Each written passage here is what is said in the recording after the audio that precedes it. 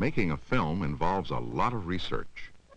My art class and I chose Marco Polo and his travels as the subject of our film, and our school library was a treasure trove of information. I shot color slides so as to have a pictorial record of the class's activity. Later, they proved to be helpful for this film. In the library, we researched how things looked in Marco Polo's time, and we made sketches. To make the figures of the people and the animals, we used paper mache.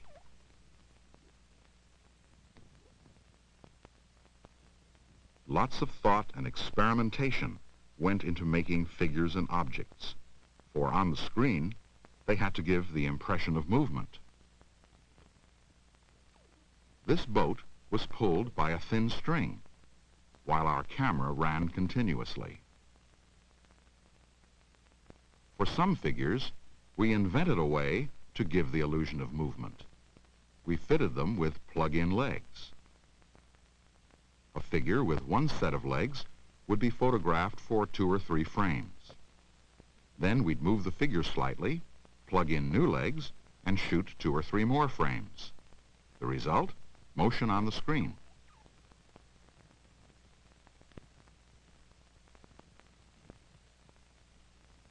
We experimented with wire figures. And here's Marco Polo himself.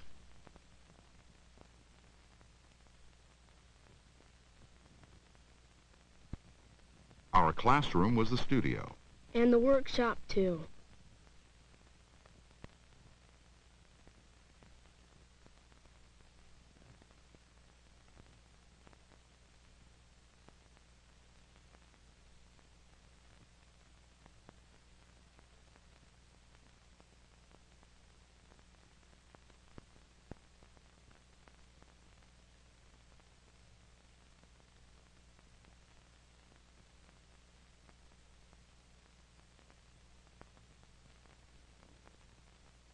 The camera was lent to us. Everybody learned to use it.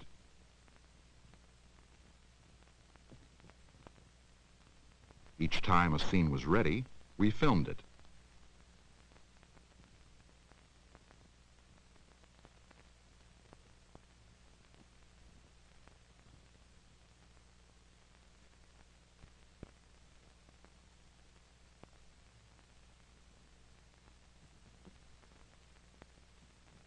Everyone took part in the film project in his own way, contributing his personal style, his personal interests. Everyone felt free to experiment with all kinds of materials and all kinds of ideas.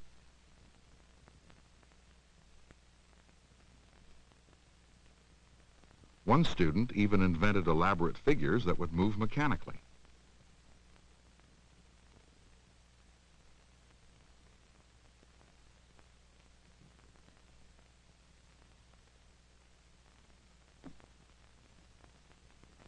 And now, let's travel with Marco Polo.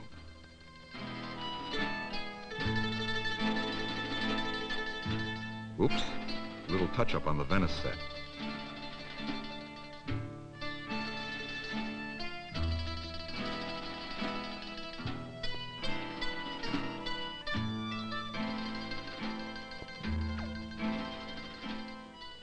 We're in Venice, Italy, in the year 1261. Venice at that time was a busy seaport.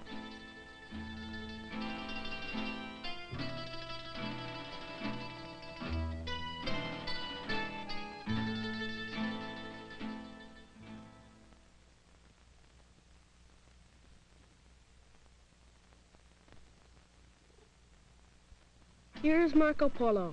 He is about to go on a long voyage with his father, a rich merchant.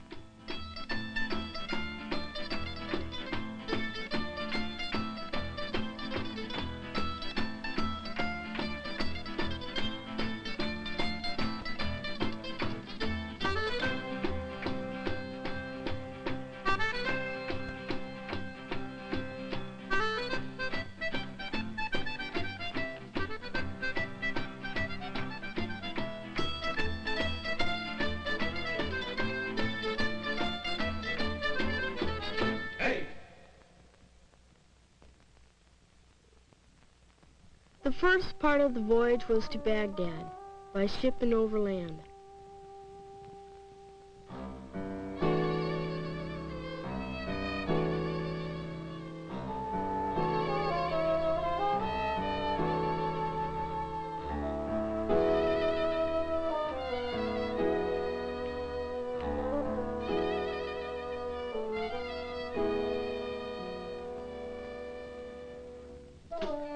Here is Baghdad.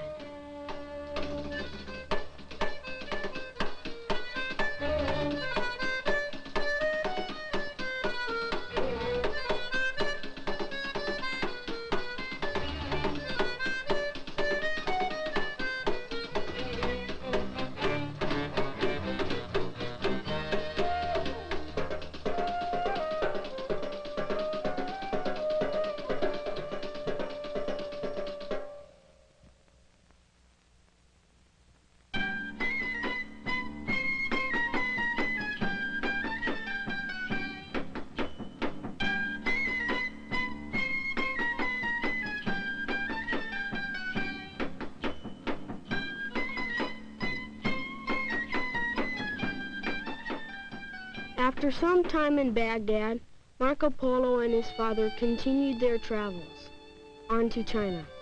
It was called Cathay in those days.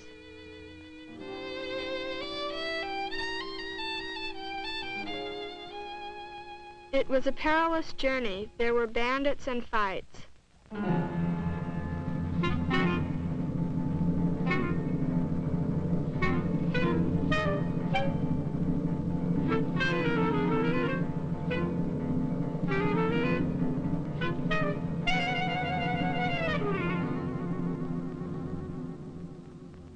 Over the mountains of Kashmir, they had to travel on yaks.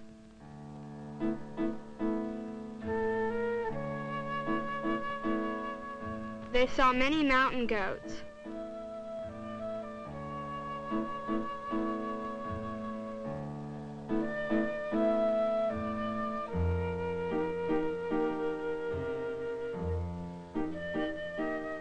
And they passed before giant Buddhas carved out of the mountainsides. They crossed the hot, dry Gobi Desert.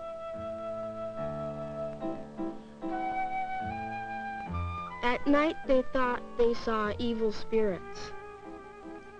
People were very superstitious in those days.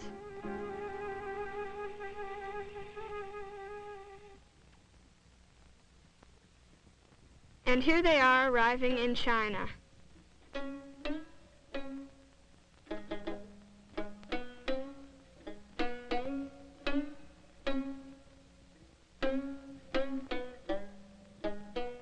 Marco Polo got to see the Great Khan, the ruler of China.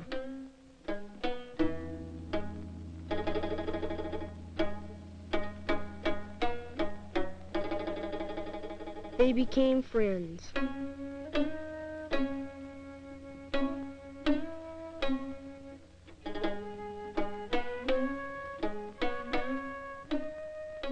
Marco Polo was entertained at the Khan's palace.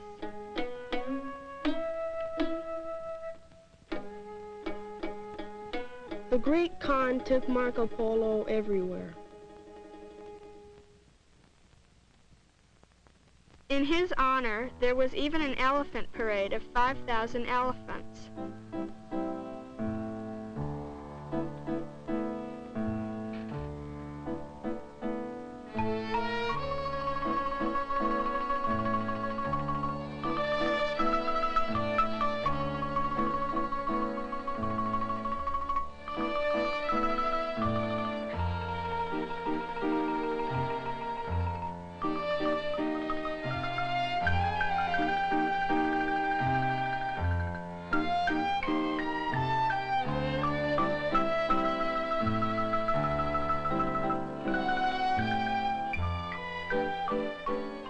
This is the Great Khan's personal astrologer. He read Marco Polo's horoscope.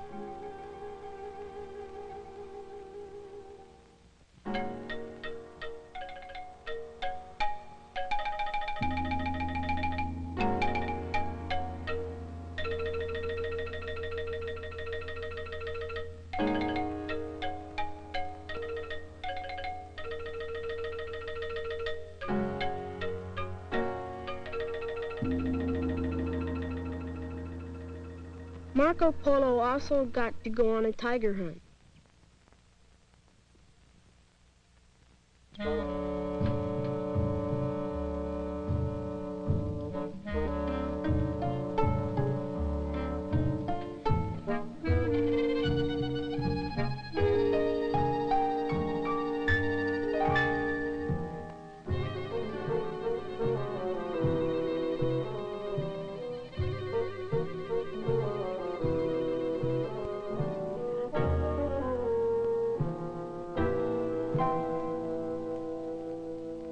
He got to see many strange people.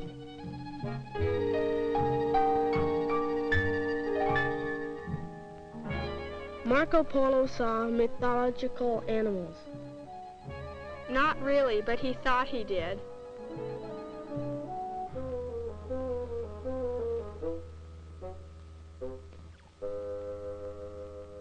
After many years, Marco Polo and his father prepared to return home. The voyage took many years and led them through India.